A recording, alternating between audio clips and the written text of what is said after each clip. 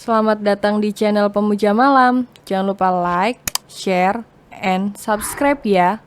Terima kasih. Chapter 6, Jangan jadi orang bodoh karena cinta. Maafkan Riana, Mas. Pungkas Riana sebelum telepon terputus. Halo, Riana. Devan berulang kali menelepon ulang ke nomor Riana. Namun nomor sudah tidak aktif. Devan ganti mengirim pesan pada Riana. Tapi pesan Devan juga tak ada yang terkirim. Ada apa ini? Apa yang sudah terjadi pada Riana? Kau sedang apa di situ? Tegur Berlinda yang kini bersedekap, dan melotot tajam pada Devan yang masih berdiri di depan pintu masuk. Devan terlonjak kaget saat mendapati Nona Belinda yang sudah ada di dalam apartemen. Kapan Nona Direktur itu pulang? Kau sudah pulang, Bel? Tanya Devan tergagap. Sudah sejak jam 3 sore tadi. Jawab Belinda seraya melihat arloji di tangannya. Kau sendiri, habis menerima telepon dari siapa? Kenapa wajahmu seperti baru saja melihat hantu begitu? Cecar Belinda merasa penasaran. Dari Riana, dia meneleponku sambil menangis. Namun saat kutanya ada apa dia malah menutup teleponnya.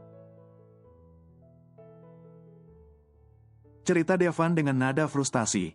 Pria itu sudah duduk di sofa ruang tamu sekarang. Kekasihmu berkhianat, ucap Belinda cepat menanggapi cerita Devan. Terang saja, ucapan Belinda barusan langsung membuat Devan melotot ke arah Nona Direktur tersebut. Jaga ucapanmu, Nona Belinda. Riana bukan gadis seperti itu. Sergah Devan merasa tidak terima. Coba aku tebak, pasti Riana tadi menangis meraung-raung saat meneleponmu. Lalu gadis itu minta maaf, dan tiba-tiba memutuskan sambungan telepon. Dan saat kau mencoba untuk menghubunginya kembali, nomornya sudah tidak aktif. Belinda memasang senyuman mengejek ke arah Devan. Devan terkesiap tak percaya. Bagaimana mungkin Nona Direktur ini bisa menebak kronologi kejadian dengan tepat? Apa Belinda menguping, atau Nona Direktur ini menyadap ponsel Devan? Jangan sok tahu, sergah Devan masih merasa tak terima. Belinda bersedekap dan masih tersenyum mengejek ke arah Devan. Kalau aku jadi dirimu,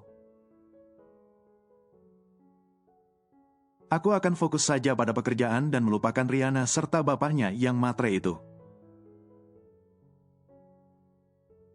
Ujar Belinda yang sudah akan berlalu dari hadapan Devan. Lagi pula, bukankah kau masih punya kedua orang tua yang lengkap? Apa tidak sebaiknya kau membuat kedua orang tuamu bangga dan bahagia saja, ketimbang sibuk memikirkan calon istri dan calon mertua yang matre? Imbu Belinda sekali lagi dengan nada pedas atau mungkin menyindir. Jatuh cinta boleh, tapi jangan jadi orang bodoh karena cinta, Dev. Pungkas Belinda sebelum benar-benar berlalu masuk ke kamarnya. Devan termenung sejenak dan mencoba mencerna kata-kata dari Belinda. Pria itu kembali meraih ponselnya dan menghubungi Riana sekali lagi. Nomor tidak aktif. Devan mengusap wajahnya dengan kasar berulang kali. Mendadak hati dan pikiran Devan menjadi tak karuan sekarang. Devan tidak tahu lagi harus mencari info kemana sekarang tentang Riana. Devan tidak bisa lagi menghubungi Pak Lukman maupun Bu Devi. Karena biasanya, saat Devan ingin menghubungi kedua orang tuanya tersebut, Devan akan minta bantuan pada Rihanna. Tapi sekarang Rihanna juga sudah tidak bisa dihubungi.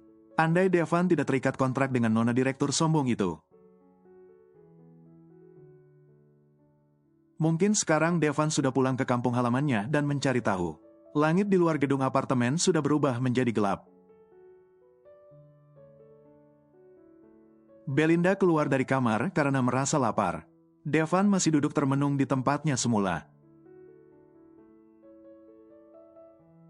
Astaga, kenapa pria ini masih melamun seperti orang bodoh? Dev. Tegur Belinda yang sontak membuat pria itu terlonjak kaget. Apa kau baru saja tidur di sini? Tanya Belinda dengan raut wajah tak percaya. Aku hanya memejamkan mataku sejenak. Jawab Devan mencari alasan. Kau punya kamar dengan tempat tidur nyaman di sana. Belinda menunjuk ke arah kamar Devan. Lalu kenapa kau malah tidur di sini seperti orang bodoh? Tanya Belinda merasa geram. Sudah aku bilang aku hanya memejamkan mataku sejenak, Nona Belinda. Aku tidak tidur, sanggah Devan yang masih berusaha membela diri. Belinda memutar bola matanya. Gadis itu berjalan cepat melintasi ruang tengah dan segera menuju ke arah dapur. Devan mengusap wajahnya sekali lagi sebelum beranjak dari duduknya, dan melangkah menuju ke arah kamarnya. Devan mengintip sejenak ke arah Belinda yang tengah berkutat di dapur. Sejujurnya Devan merasa penasaran dengan apa yang dilakukan nona direktur itu di dapur. Apa dia bisa memasak? Devan mengurungkan niatnya untuk masuk ke kamar. Dan memilih untuk menuju ke arah dapur. Devan ingin tahu, apa seorang nona Belinda Halley benar-benar bisa memasak? Devan terperangah tak percaya saat menyaksikan tangan nona Belinda, yang begitu cekatan memotong sayuran dan membolak-balik salmon di atas wajan. Sepertinya nona direktur itu tengah membuat salad. Kau bisa memasak? Devan akhirnya tidak tahan untuk tidak bertanya. Aku bukan gadis manja yang tidak pernah turun ke dapur. Jawab Belinda ketus. Nona direktur itu sudah selesai membuat semangkuk salad dan salmon panggang. Kau akan menghabiskannya sendiri? Tanya Devan lagi seraya menunjuk ke arah mangkok salad yang lumayan besar tersebut. Apa kau sedang menungguku menawarimu makanan ini? Sahut Belinda sedikit menyindir. Devan menggeleng. Mungkin aku juga akan langsung menolaknya, jikapun kau menawariku.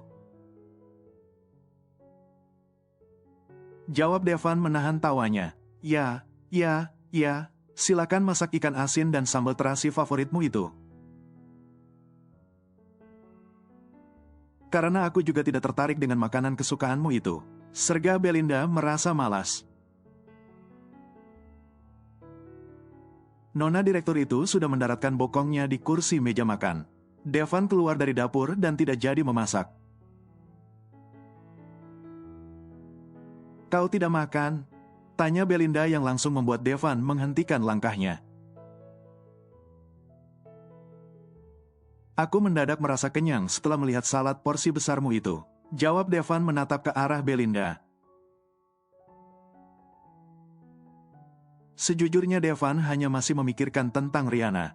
Dan sekarang nafsu makan Devan sudah menguap pergi. Belinda mendengus sebal. Jangan sok-sokan telat makan atau tidak nafsu makan. Karena jika kau sakit, itu akan sangat merepotkanku. Gumam Belinda yang cukup keras untuk bisa didengar oleh Devan. Kau istriku, Nona Belinda. Jadi kalau aku sakit, kau harus merawatku. Seloroh Devan menampilkan raut wajah pura-pura serius. Dalam mimpimu, sahut Belinda cepat. Aku akan pura-pura tidak tahu jika kau sakit, ujar Belinda lagi sebelum menyuapkan potongan sayuran itu ke dalam mulutnya. Aku akan mandi lalu tidur. Selamat malam, Nona Belinda. Pamit Devan melanjutkan langkahnya menuju ke kamar. Belinda tak menyahut dan memilih untuk lanjut menyantap makan malamnya. Tepat pukul 7, Devan keluar dari kamarnya untuk sarapan. Namun saat pria itu baru membuka pintu kamar, jantung Devan nyaris menggelinding dari rongganya. Nona Belinda sedang berdiri di depan kamar Devan seraya bersedekap. Kau mengagetkanku, Bel. Protes Devan sedikit mencebik. Belinda berdecak malas. Nona direktur itu mengikuti Devan yang sudah melangkah duluan ke arah meja makan. Kau ke restoran Paman Owen hari ini? Tanya Belinda membuka obrolan. Ya, kenapa bertanya? Devan balik bertanya. Pergilah ke kantorku setelah makan siang. Aku akan mengajakmu ke butik hari ini. Pesan Belinda seraya memperhatikan Devan, yang mengambil 2 lembar roti dan mengoleskan selai coklat ke atasnya.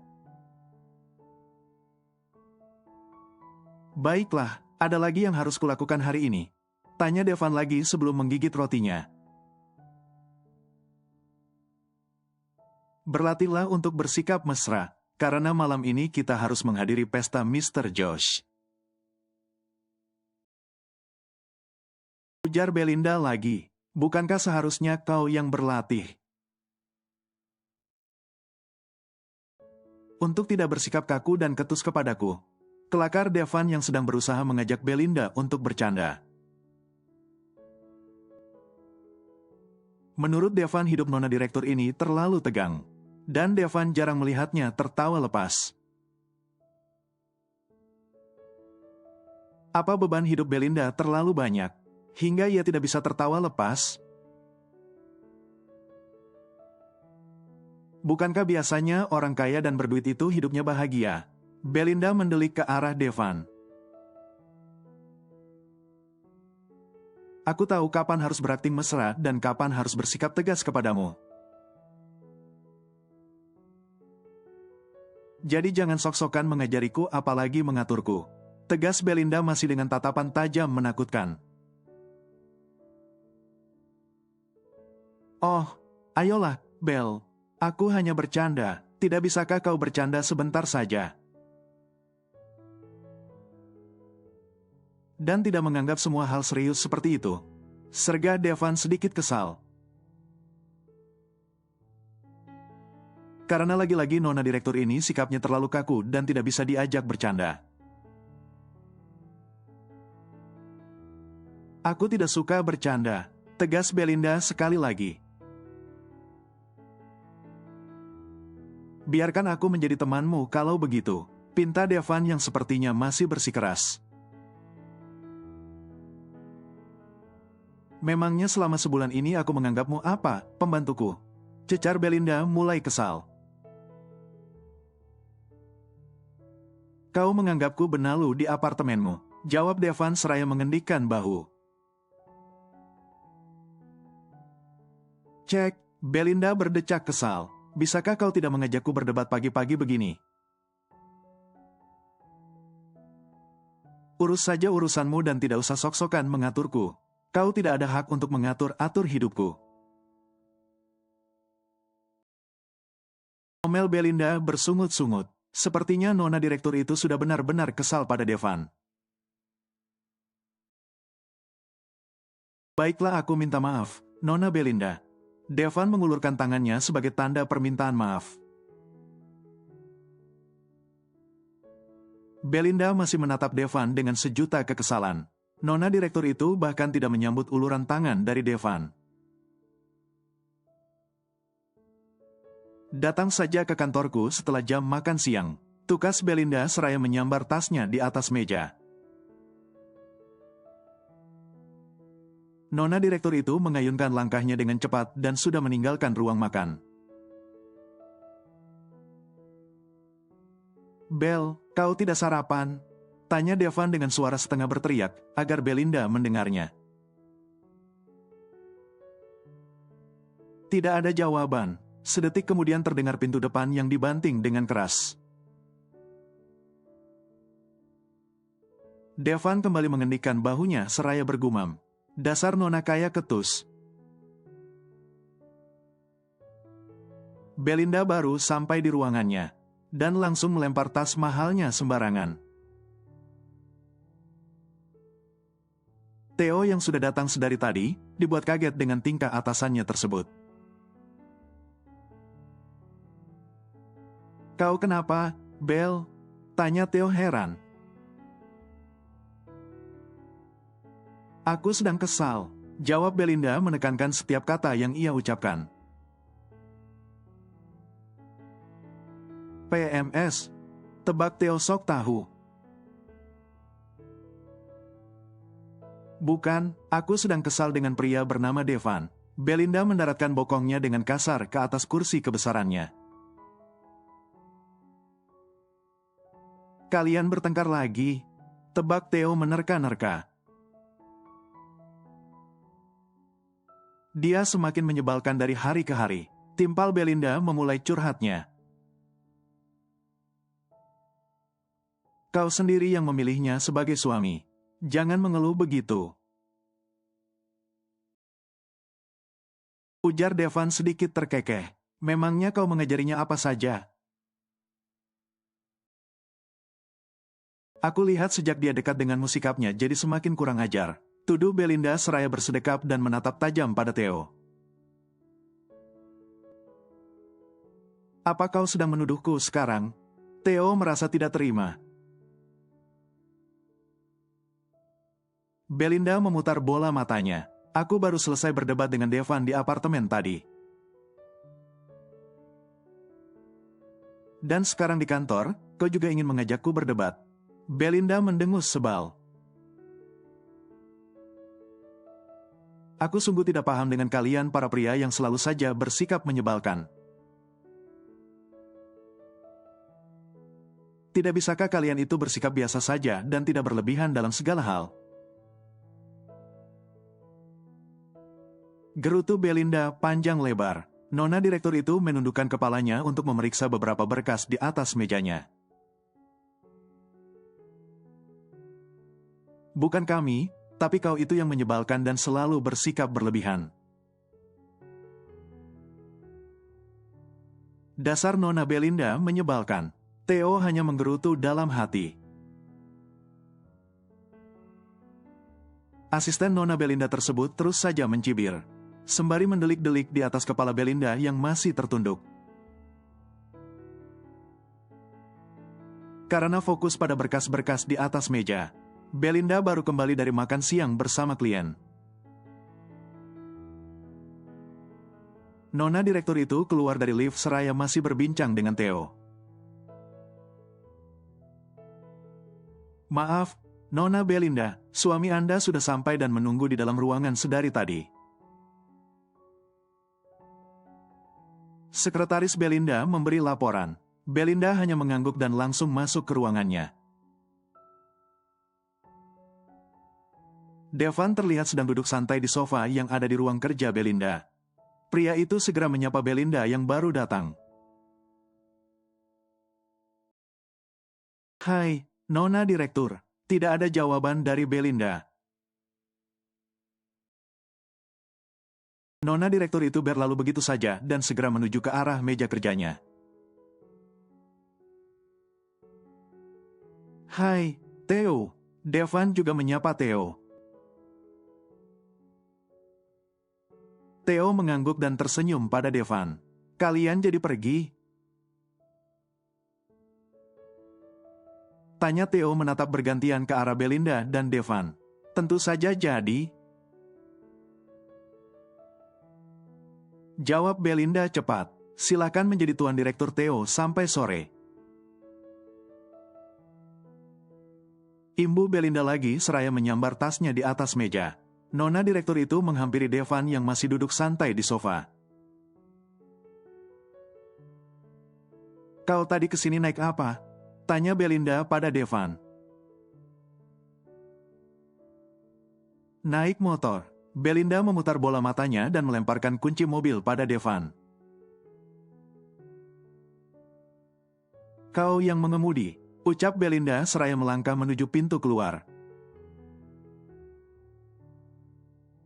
Devan bangkit dari duduknya dengan cepat dan segera mengikuti langkah Nona Belinda.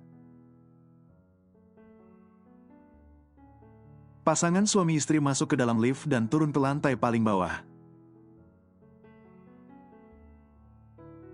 Kita tidak naik motor saja, Bel. Tawar Devan mencoba menyamai langkah Belinda.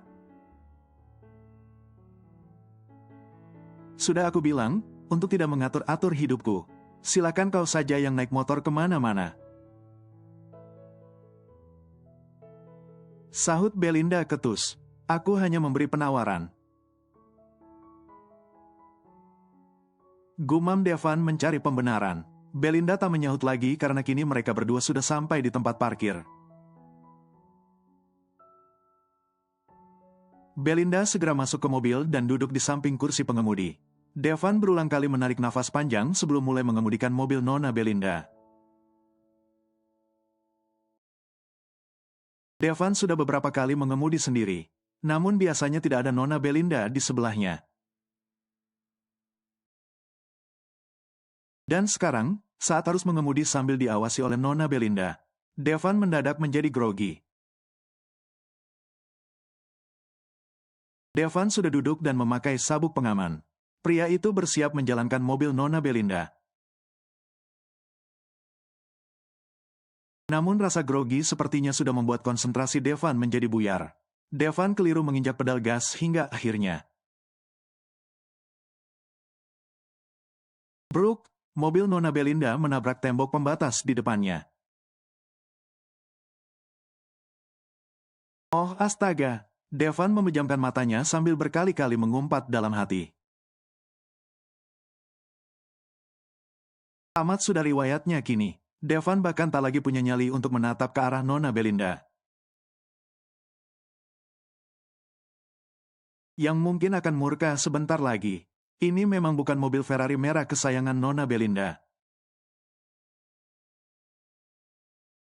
Tapi tetap saja, Nona direktur itu pasti akan mengamuk dan mencak-mencak tak lama lagi. Devan, geram Belinda yang sepertinya akan meledak tak lama lagi. Maafkan aku, Nona Belinda, ucap Devan cepat masih tak berani menatap pada Nona Belinda. Berikan SIM-mu, perintah Belinda galak. Apa? Devan menoleh dan akhirnya pria itu bisa melihat wajah merah padam Belinda. Berikan SIM-mu, apa kau tidak punya telinga? Koma. Ulang Belinda sekali lagi dengan nada meninggi. Devan segera merogoh dompetnya dengan gemetar dan memberikan SIM-nya pada Nona Belinda. Belinda membaca sejenak SIM di tangannya, sebelum lanjut meluapkan amarahnya. Apa kau mendapatkan benda ini dengan menyogok? Tuduh Belinda menatap tajam pada Devan. Tidak. Jawab Devan cepat. Aku mengikuti tes seperti yang lain. Dan aku sudah lancar mengemudi kemarin-kemarin. Imbu Devan lagi memberikan sanggahan. Lalu kenapa kau menabrak tembok dan menghancurkan mobilku sekarang? Tanya Belinda masih mendelik ke arah Devan. Aku hanya grogi. Jawab Devan jujur. Belinda berdecak tak percaya. Turun. Perintah Belinda galak. Tanpa basa-basi Devan turun dari mobil dengan cepat.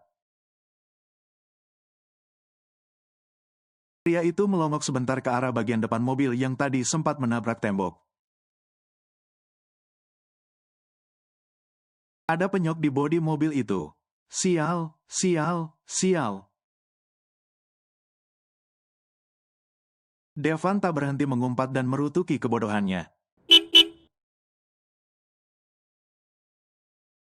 Dev, teriak Belinda dari dalam mobil sambil membunyikan klakson hingga memekakkan telinga. Devan bergegas menghampiri Belinda yang kini sudah berpindah ke kursi pengemudi. Sedang apa kau di sana? Cepat masuk. Perintah Belinda sekali lagi masih dengan nada galak. Kita akan ke bengkel. Tanya Devan memasang raut wajah polos. Cek, Belinda berdecak kesal. Masuk saja, cepat. Perintah Belinda yang mungkin amarahnya sudah naik di ubun-ubun. Devan tak menjawab sepatah kata pun, dan segera masuk dari sisi lain mobil. Devan belum selesai memasang sabuk pengaman saat Nona Belinda sudah menginjak pedal gas dengan kasar. Hingga membuat Devan tersentak kaget. Masih bagus kepala Devan tidak membentur dashboard mobil. Sabar, Devan. Semoga nona kaya ini tidak membunuhku setelah ini. Gumam Devan pada dirinya sendiri. Aku di butik sekarang, kirim saja mobilnya.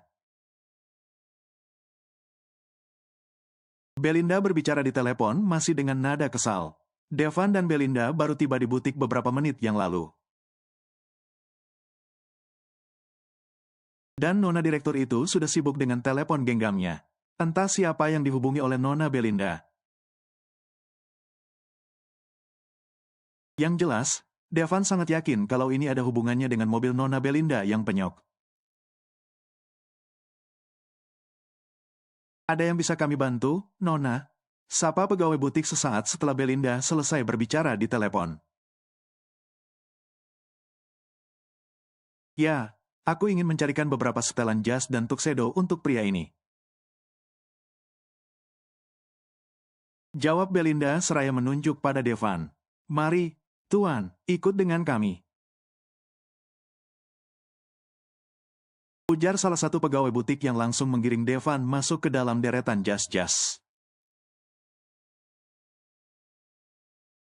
Dan setelahnya, Devan sibuk mencoba beberapa jas yang diberikan oleh pegawai butik. Belinda sendiri hanya duduk dan sesekali memberikan komentar pada Devan. Cukup lama pasangan suami istri itu bearda di dalam butik. Hingga menjelang sore keduanya baru keluar dari butik membawa beberapa setel jas. Devan sedikit kaget saat mendapati mobil berbeda yang terparkir di depan butik. Mobil yang tadi penyok sudah tidak ada di depan butik, entah hilang kemana mobil malang itu. Aku rasa kau harus ikut kelas mengemudi sekali lagi, agar kau tidak menghancurkan mobilku yang lain. Sindir Belinda sebelum masuk ke dalam mobil. Nona direktur itu langsung duduk di kursi pengemudi dan mengabaikan Devan, yang masih sibuk memasukkan barang-barang belanjaan ke bagian belakang mobil. Setelah selesai dengan urusannya, Devan bergegas masuk ke mobil mengikuti Nona Belinda. Tak butuh waktu lama, dan mobil segera meluncur meninggalkan butik. Devan berulang kali mematut dirinya di depan cermin. Untuk memastikan tidak ada yang salah dengan penampilannya malam ini. Ini adalah kali pertama bagi Devan mendampingi Nona Belinda. Menghadiri sebuah pesta penting, Devan tadi juga sempat menelpon dan bertanya banyak hal pada Theo saking gugupnya. Namun Theo terus meyakinkan Devan agar bersikap santai dan tidak terlalu tegang. Devan membuka pintu kamarnya dengan sedikit gemetar. Pria itu mengedarkan pandangannya ke sekeliling kamar sebelum benar-benar keluar. Nona Belinda belum terlihat batang hidungnya. Devan menarik nafas panjang sekali lagi. Dan melangkahkan kakinya dengan mantap keluar dari kamar. Devan memutuskan untuk menunggu Belinda di ruang tamu saja. Mungkin nona direktur itu masih berdandan. Namun baru saja Devan akan mendaratkan bokongnya di sofa. Pintu kamar nona Belinda sudah dibuka dari dalam. Nona direktur itu keluar dari kamar mengenakan gaun warna biru berbahan sutera.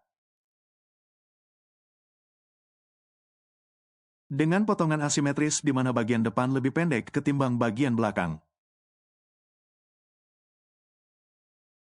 Terang saja hal itu membuat paha mulus nona Belinda terekspos dengan jelas.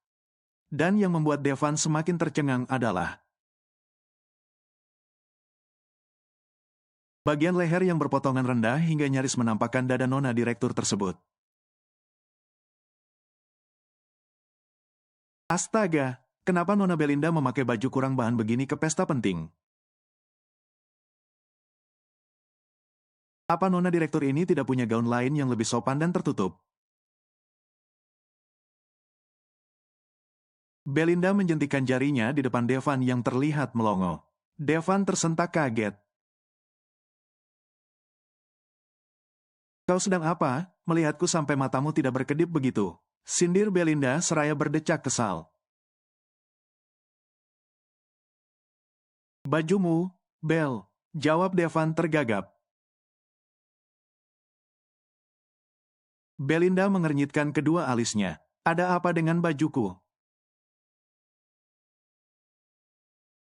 Tanya Belinda seolah memberi kode pada Devan untuk memberikan komentar. Maksudku, apa kau tidak punya baju yang lebih sopan dan tertutup? Bajumu ini mengekspos bagian-bagian tubuhmu dengan jelas.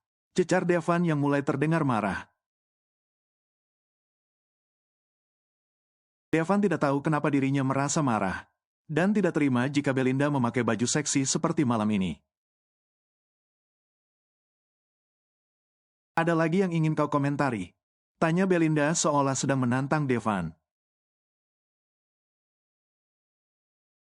Ganti bajumu itu, Bel. Perintah Devan memaksa.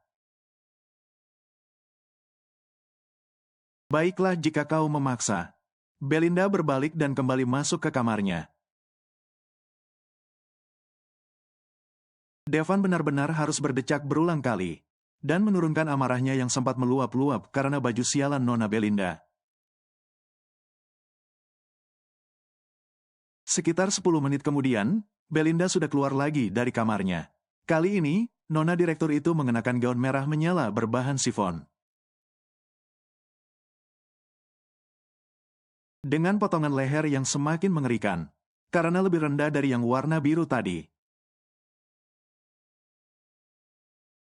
Dan bagian bawah gaun merah itu memang sampai ke mata kaki. Tapi belahannya benar-benar membuat Devan membelalakkan mata. Seraya berulang kali mengelus dada.